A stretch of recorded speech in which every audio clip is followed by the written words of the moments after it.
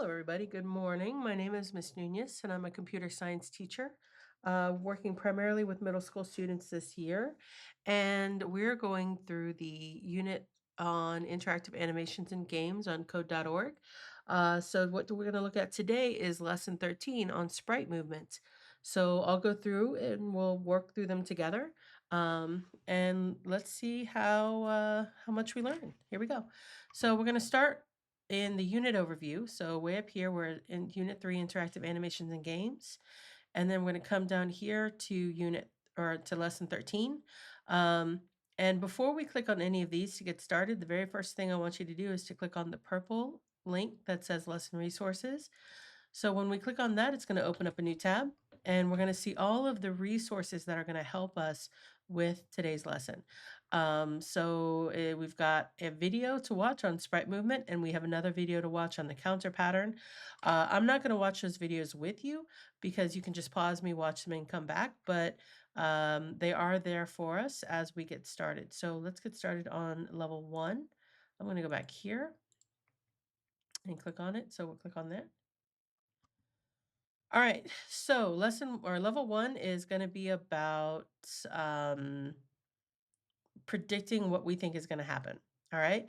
And here's the thing. So I showed the students this in class, but also just so you guys can see, you're supposed to put an actual answer in this box before you press the run button. And if you just put anything in here, once you press run, you're not going to be able to go back and change your answer. All right. So what we're going to do is we're going to delete this. I don't think you guys can delete it. I think that's a power I have as a teacher.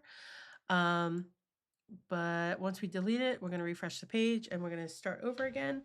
And so let's get into this. It says the counter pattern. This pattern is one of the most important ones in all of programming. It is used to increase the value of a variable by 1. So x gets x plus 1. You might call it the counter pattern since it can be used to make a variable that counts up. You'll use this pattern a lot, especially with the draw loop. Let's see what that looks like. So do this. This program creates a variable counter and then uses the counter pattern to make it count up. When you run the program, what do you think you'll see on the screen? So I got to be honest, guys. I had a student and they sat here for a very long time.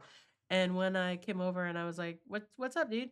They told me that they couldn't move forward or do any of the lesson because the box was grayed out. Y'all, you have to make your prediction first, and then you'll be able to click the run button. Until you put something in this box, this is going to stay grayed out.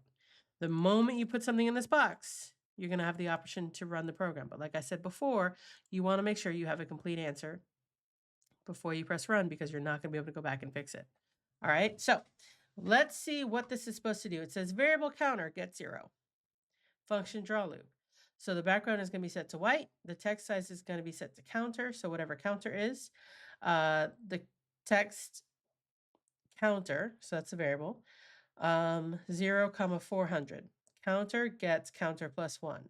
All right, so if I'm reading this correctly, what I think is going to happen is I believe that the text is going to start really small and then progressively, let's spell it correctly, progressively get larger. All right. So I believe that's what's going to happen. I believe that we're going to see the text. I don't know what the text is going to say. Maybe it's going to say counter. Who knows? And then as the draw loop happens, it's going to get bigger and bigger and bigger and bigger. All right. So with that, we're going to click on run. All right, so there we go. It's counting up by 1, and each time the text size is getting bigger as well. So, all right, we know what happens.